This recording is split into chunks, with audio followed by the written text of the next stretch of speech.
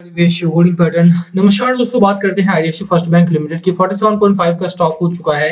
जो एक अच्छी खबर आपके लिए आई है वो ये कि नारायण टीवी के अपॉइंटमेंट के बाद यहाँ पर वॉल्यूम में तगड़ा जंप देखने को मिला है। बाजार जहां साइडवेज रहा आज का भी, वहीं पर अगर आप देखेंगे तो आईडीएफसी फर्स्ट बैंक में आपको एक अच्छी रैली देखने को मिली है।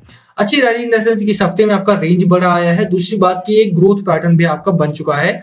मार्केट जहां पर ट्रेंड रिवर्सल दिखा रहा है, वहीं पर आईडीएफसी फर्स्ट बैंक में भी एक अच्छे रिवर्सल की उम्मीद जताई जा रही है। बात करेंगे बड़ी खबरों की। आईडीएफसी फर्स्ट बैंक में अच्छी खबरें भी हैं और साथ में चर्चा होगी यहाँ पे कि खरीदारी कहाँ पर करनी है। ऑलरेडी अगर आपने बाय कर रखा है तो क्या मार्केट के ट्रेंड रिवर्सल के साथ ही आईडीएफसी फर्स्ट बैंक में भी आपको कोई रिवर्सल देखने को मिलेगा, यानी कितना टारगेट लेकर के चलें, कब तक रुकना है स्टॉक में और क्या टारगेट लेकर के चलना है, सब कुछ बताएंगे इस वीडियो में। चलिए शुरू करते हैं। बट उससे पहले अगर आप चैनल पे नए हो तो इस चैनल को सब्सक्राइब कर दो और हिट द बेल आइकन ताकि आपको नोटिफिकेशन मिल सके। चलिए स्टार्ट करते हैं। सबसे पहले बात करते हैं देखिए बाजार की। बाजार में इस समय बहुत हलचल है एंड हलचल इन द सेंस की रेंज बहुत अच्छी आई है। आज का बाजार मुझे बहुत पसंद आया। रीजन बीइंग कि आज एक तो रेंज बहुत अच्छी थी। 17,264 से लेकर के 17,146 का लो लगाया है। 150 पॉइंट्स के आसपास का भी अगर अपसाइड यहाँ पर देखने को मिल रहा है। 150 भी नहीं, हाँ 120 115 पॉइंट का अपसाइड यहाँ पर देखने को मिल रहा है। अपसाइड एंड डाउनसाइड तो रेंज अच्छी है और अगर अच्छा रेंज है बाजार में, दैट मींस कि यहाँ पर मौका है सभी के लिए इन्वेस्टमेंट करने का। शुरुआत लोअर एंड पर हुई। ये बात अच्छा रहा कि गैप अप गैप डाउन यहाँ पर कोई शुरुआत नहीं थी। अच्छी शुरुआत थी, एक अच्छा मार्क बनाया है इस मार्केट ने और यहाँ से शुरुआत हो सकती है। जो अच्छी खबर है कि जो पावर सेक्टर में दोबारा से रैली आना स्टार्ट हुई है एंड मेनली अगर आप देखेंगे तो जो हमारे ट्रेडिशनल स्टॉक्स रहे हैं उनमें तो रैली है ही। जैसे रिन्यूएबल सेक्टर जो है हमारे सामने, उनमें भी एक अच्छी रैली स्टार्ट हुई है। सुजलॉन हो गया, ऊर्जा ग्लोबल हो गया, जेपी पावर हो गया या गीता रिन्यूएबल्स हो गया, इनमें एक अच्छी रैली स्टार्ट हो चुकी है और यहाँ पर रैली है अभी भी। तो ओवरऑल अगर आप देखेंगे तो बाजार में कुछ स्पेसिफिक स्टॉक्स की बजाय अभी स्पेसिफिक सेक्टर में रैली शुरू हो रही है। हालांकि इसको एक क्लैरिफिकेशन के लिए, एक क्लियर इंडिकेशन के लिए आपको अभी भी वेट करना पड़ेगा। जहां तक बात रही मार्केट की निफ्टी 50 की, तो क्या यहाँ पर बुलिशनेस है ट्रेंड रिवर्सल की जैसे बात हो रही है। देखो यार, अभी आपको बहुत ज्यादा यहाँ पर पॉजिटिव नहीं होना है किसी भी चीज को लेकर के। At this point of time आपके लिए जो एक इंडिकेशन आएगा, जो यहाँ पर क्लैरिफिकेशन आएगा, वो है कि 2 हफ्ते की गिरावट स्टार्टिंग में हुई थी, उसके बाद 2 हफ्ते की रैली आई, फिर 2 हफ्ते की गिरावट, 2 हफ्ते की रैली, 1 हफ्ते की गिरावट के बाद इस समय 2 हफ्ते की रैली शुरुआत में है। तो एक पैटर्न आप देखते हैं यहाँ पे एंड वो पैटर्न के हिसाब से आपका थर्ड वीक जो रहता है वो गिरावट में रहता है। लेट्स होप की थर्ड वीक की शुरुआत कैसी हो रही है, आपको 1 जनवरी 2 जनवरी को देखने को मिलेगा और ये आपका जोन है। ठीक है, इसके ऊपर जब बाजार निकलेगा एंड आई मीन कि यहाँ पर इसके ऊपर 17,600 के ऊपर जैसे ही मार्केट निकलता है, ये बाउंड्री ब्रेकआउट करता है, वहां से आपको पता लग जाएगा कि मार्केट अभी अपने जोन से बाहर निकल चुका है और यहाँ से एक रैली की शुरुआत आपको होती हुई दिखाई दे सकती है। बट उससे पहले मार्केट आपका साइडवेज रहेगा तो ज्यादा बेहतर है। एंड आई वुड से कि यार मार्केट का साइडवेज जाना बहुत इंपॉर्टेंट भी है। यहाँ पे थोड़ा सा आपको एक जोन मिलना चाहिए, एक बेसिक पता होना चाहिए, फंडामेंटल्स क्रिएट होने चाहिए, यहाँ पे खरीदार आना चाहिए और खरीदार इस समय बाजार में कम है, ना के बराबर है। मंडे को एफआईआई ने खरीदारी जरूर की थी बट इस समय अगर आप देखेंगे तो एफआईआई अभी भी बिकवाले में, तो थोड़ा सा आपको सतर्क होकर के चलना है। बाजार को अभी भी बहुत ज्यादा लाइटली नहीं लेना है, कॉशियस रहना है। थर्ड वीक भले ही आपका पॉजिटिव हो, बहुत बहुत ज्यादा आपको कॉशियस होकर के ही खरीदारी करनी है, बहुत ज्यादा अग्रेसिव नहीं होना है मार्केट को लेकर के। ठीक है, जहां तक बात रही आईडीएफसी फर्स्ट बैंक की, तो देखो आईडीएफसी फर्स्ट बैंक भी आपका अच्छे जोन में है। इसमें कोई दो राय नहीं है कि नारायण टीवी के यहाँ पर अपॉइंटमेंट के बाद कंपनी का पीआर काफी बढ़िया होने वाला है और इसमें इन्वेस्टमेंट आएगी। जो स्टॉक में इन्वेस्टमेंट है वो तो आना ही है, साथ में जो फंड रेज करने की बात चल रही थी आईडीएफसी फर्स्ट बैंक में, वो भी आप देखेंगे कि बहुत आसानी से होने वाला है। तो आपको टारगेट जो रखना है 44 रुपीज के आसपास की खरीदारी रखनी है एंड पहला target that is around rupees आपको यहाँ पर रखना है 52 53 रुपीज के आसपास का पहला target and second target is around 61 का खरीदारी करने की मेरी सलाह आपको यहाँ पर है। अभी जहां तक बात रही वीकली चार्ट पैटर्न की, आप देख सकते हैं और डेली चार्ट पैटर्न भी मैं आपको दिखा देता हूँ। देखिए चॉइस ब्रोकिंग का यहाँ पर टारगेट है एंड अगर आप देखेंगे तो स्टॉक में अभी भी रिकवरी पैटर्न यहाँ पर लगातार बना हुआ है।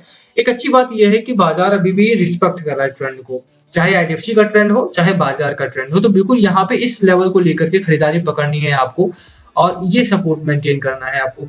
इस समय अगर लोअर एंड पे है तो बिल्कुल खरीदारी करके चलना है। पहला टारगेट आपको यही रखना है 52 53 रुपीज के आसपास का, है ना। तो वो चीज आपको यहाँ पर भी दिखाई दे रही है, एक रेंज बना लिया है स्टॉक ने और रेंज की रिस्पेक्ट करना चाहिए।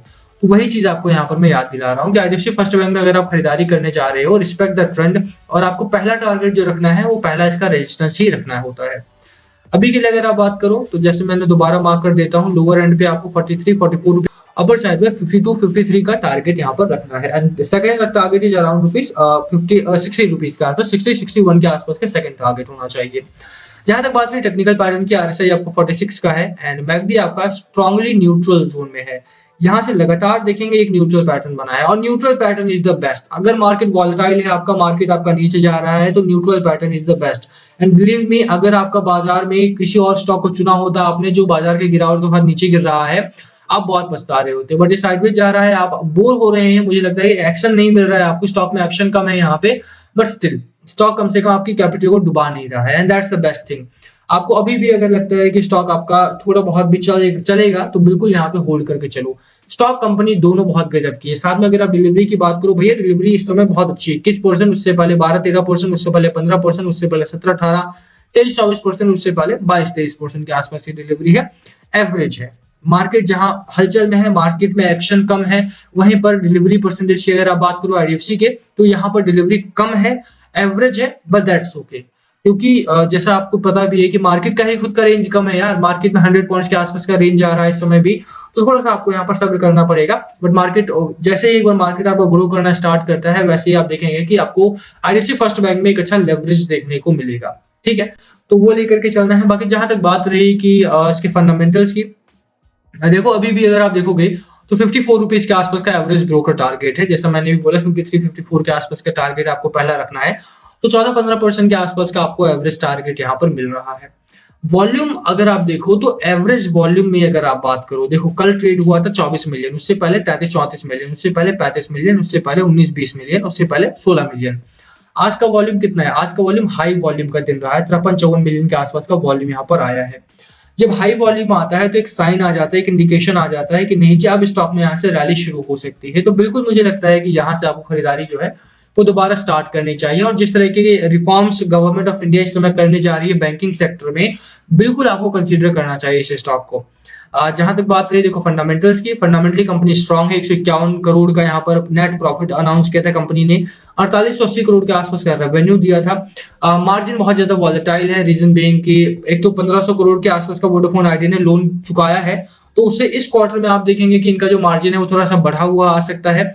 साथ में जो बड़ी कंपनी है जिनका लोन इन्होंने दिया हुआ है, उनको जो लोन वापस आना था वो अब आना स्टार्ट हो रहा है, क्योंकि आरबीआई का मोरेटोरियम वगैरह का जो पंगा था वो खत्म हो रहा है। तो ऐसे में इनका जो एक फंडामेंटल है वो भी थोड़ा सा सुधार पर आएगा। बिल्कुल यहाँ पे खरीदारी करने की सलाह मेरी रहेगी। 60 रुपीज का टारगेट लेकर के चलना है। बाकी last call always be yours. क्या है आपकी स्ट्रैटेजी स्टॉक को लेकर के, प्लीज कमेंट करके शेयर करना। वीडियो को यहीं खत्म करते हैं। पसंद आए तो लाइक करना, चैनल पे नए हो सब्सक्राइब किए बिना मत जाना। Thank you for watching and yes please comment below, पूछना हो तो